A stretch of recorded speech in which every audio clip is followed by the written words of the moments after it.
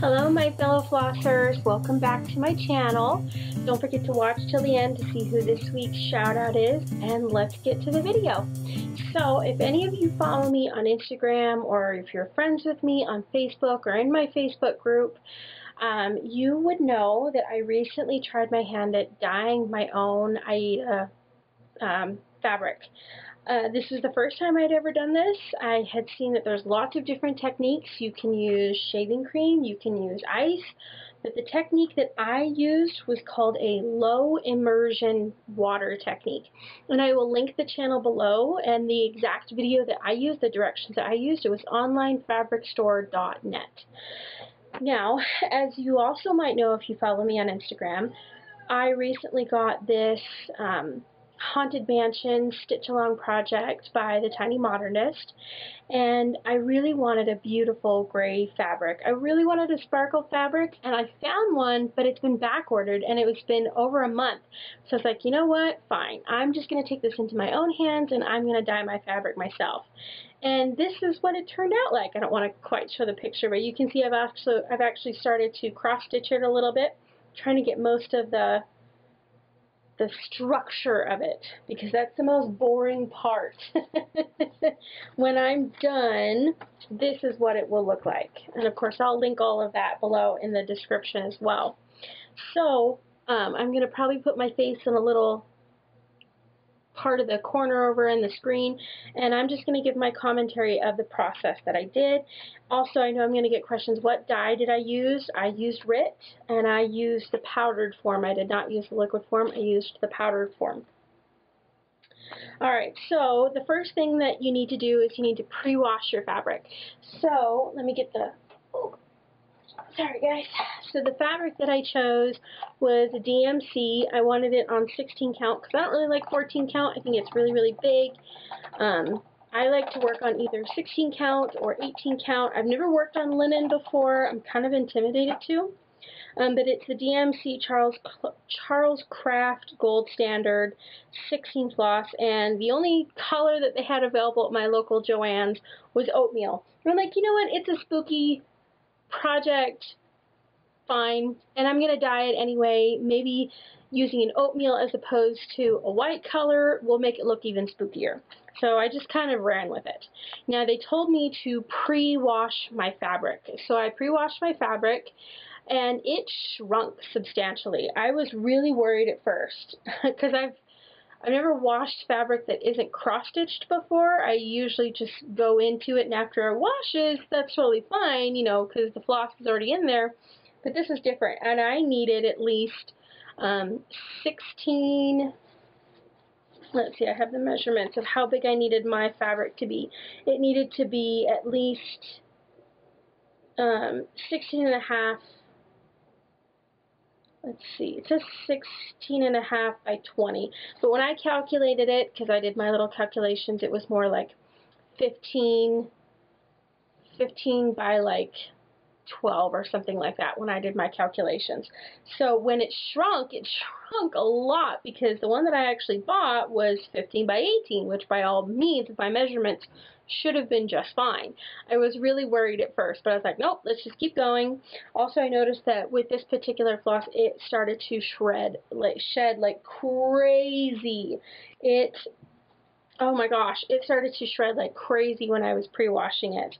I've never pre-washed fabric before. I don't know if that's normal. If any of you guys do that, please let me know, or anybody that has dyed their own fabric. I was a little worried at first, but ever since, you know, I put it in my embroidery hoop and I've stretched it out, it's been totally fine. I am going to be able to cross-stitch the whole thing on this one piece of fabric. So that's what they first said to do. So obviously I just pre-washed it, and I did wash it in warm temperature. I don't know if it's better to do hot or cold. I just did warm temperature, and I washed it with Dawn liquid soap. Because I know that is a gentle soap. It'll also get rid of any stains or grease or anything like that. So I always stick with Dawn, and that's what I use even when I have a finished product. I use Dawn. So then in the video, the girl that was the instructor, she also informed me to make sure that your fabric is wet, because wet fabric holds dye better than dry fabric, and she said to soak it in very hot water. So the first little video I have here is just me I was hoping to see if you could see like the steam coming off of um, steam coming off of it, but you couldn't. It's just hot water in my measuring cup with my cloth. Then here I was just showing, so I read the instructions on my RIT dye. I was also showing in this next little clip, you know, I've got a bowl of water, which was the proper measuring size, and when I read this, it says it's 2 cups of very hot water per pouch of dye. So I made sure that I measured out 2 cups in my bowl, and that you can see my cloth soaking in the very hot water. So, like I said, mine is called a low immersion technique. So what I had to do was scrunch it all up into a little ball because I want all those little wrinkles and crevices. So I scrunched it all up in a ball, and then you're supposed to put it in a container that it will stay scrunched up in, because obviously once you pour water on top of it, it's going to expand. So I chose, I thought it was really funny, I chose a Peanuts Halloween cup. It was perfect. I was able to scrunch it all down to the bottom, and it was good to go. So then after that, I mixed up my dye, which was just 1 packet to 2 cups of hot water. Now, I was stupid. I did not cover my surfaces. She does recommend in the video to put like saran wrap. I didn't quite do that, and I really wish I should have, because there are marks on my countertop. Oops. Now, the next step that I did was, obviously, I just poured it in there. Now, I didn't use everything that was in the bowl. Sorry for the really bad angle. Gosh, that was a really bad angle. But it was hard to do this because I was holding my camera in my hands. And as you can see, I spilled it all over my countertops. And my countertops, I mean, I used baking soda to get rid of some of it. Ooh, that looks really cool when it fades off into the countertop.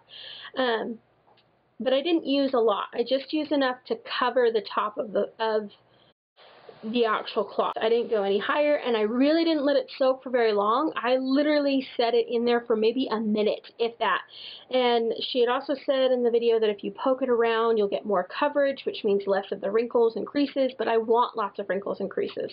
And I also know that the Tiny Modernist had recommended don't do anything too dark for this, because this is Halloween. You do have black in there, you do have dark colors. So I wanted it to be a gray color. I didn't want it to be like a steely charcoal, almost black. I wanted it to be a light color that looked patterned. So after that, I ran it under the faucet with cold water. So when you're done, you're supposed to run it under the faucet with cold water until the water goes clear.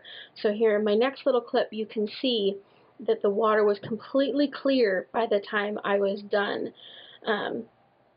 And then the last bit was I set it out on my back balcony. I put a towel underneath, and I just let it air dry. And because my cloth was so tiny, I'm so happy with how that turned out. I think it turned out perfect for the project that I'm trying to accomplish. And it only took about an hour for it to completely air dry, because this is a tiny piece of cloth. There really wasn't that much, and it was a really hot day here in Utah. So it dried perfectly. It was great. I definitely want to try this with some other stuff. I usually do full coverage, so I don't really have a need, but I want to try and do this. I want to try and do this with other colors and find other smaller patterns. Like I found a few Disney princess patterns on Etsy that I would love to try that have, you know, it's not a full coverage, and I would love to, you know, hand dye those pieces of cloth with the coordinating colors of that princess or something. That's just kind of the stuff that's going in my mind. I definitely want to try and get I want to try and hand dye some of the opalescent Aida cloth that I've seen. I want to see if the dye would take with that one, so we'll see what happens. But what I also want to show you guys is my progress that I've already made. So you can see the little shingles are here. Now the colors, these are just the boring colors, so it's kind of hard to see them on here, but I have got, you know, the structure and the posts and the wall, and I want to get the whole house cross-stitched before I get to the first room. Now with this stitch along, the first room has already been released because I was waiting around for my fabric to get to me. Totally sucks. It's going to be Dracula, and I'm really excited to get to that point. And I think I'm also going to use pearlescent floss. So there's deep purples and deep oranges, and I want to go, I think I'm going to go buy some shiny sparkly floss, not just some regular ones, because I want it to sparkle, because who doesn't like sparkles? Now what I thought I'd also show really fast is I'm breaking my rule of thumb. Usually, and this is how my mother raised me, is that you only do one project at a time, Elizabeth. One project at a time. Well, Halloween is right around the corner, and I would love to get this done. I don't know when the next one is released. I should probably check my email. But I would love to get this done in time for Halloween. But at the same time, I love my Heaven and Earth designs. Now, if you follow me on Instagram, you always see that I post my progress every Wednesday, but here's a little sneak peek. So I am almost done with my third page. Now, of course, the bottom pages, I started from the bottom up, and this is Randall Spegler's Mini Rose Trellis In. I start from the bottom up, and the bottom pages are really only like a half a page, so it's not a full page. And I'm not going to lie, I'm not really looking forward to getting to the next page over here, because I peeked at it and it's like pure confetti stitches. I am not looking forward to doing that. I figure I'm just going to do one little 10 by 10 square at a time. Now I understand why you would want something pre-gridded.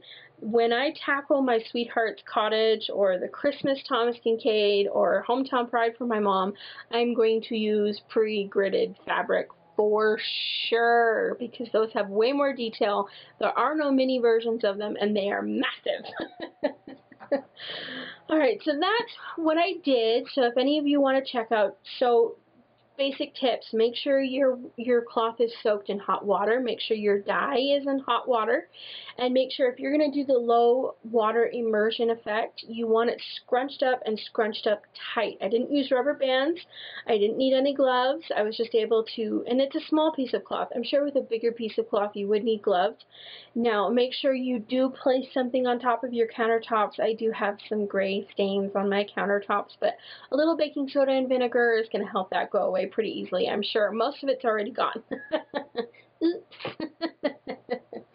But anyway, I absolutely, Lily, I guess I made up a new word. I absolutely love how this turned out. I love all the different shades and the creases, and it looks creepy. And someone had mentioned on my Instagram it looks like the moon, and I have to agree, it totally looks like the moon. I think that's tons of fun. But I want to try some other techniques. The one that really piques my interest is using shaving cream. So I want to see if I can use that technique on another one, something with rainbow of some kind. Alright, so I really hope you enjoyed that. Now, if you want me to try any other types of things like this, just put that in the comments below. And now, I'm going to get to this week's shout out. Now, I have a delightful friend that's in my Thomas Kincaid Facebook group, and she recently just finished a cross stitch. Congrats! And it is of my favorite Guardians of the Galaxy character of Groot, and it's his beautiful moon with all these colors, and it's just the baby Groot, so it's really super cute. Oh, I absolutely love this, and she actually dyed her own fabric for this one as well, using blues and teals and just a little bit of yellow in that bottom corner. And my friend's name is Melissa Warren. Now, she doesn't have an Instagram or anything like that, but this was something that I reached out to her that I wanted to give her a shout out, because it kind of makes sense. You know, she dyed her own fabric and I dyed my own fabric, and she just finished this. Like, she just finished it this past week. So whenever someone finishes something, I always say congratulations, because it's just so exciting. I don't know about you guys, but whenever I finish a piece, I have like that last stitch. I can just feel the adrenaline pumping through my veins because I'm so excited.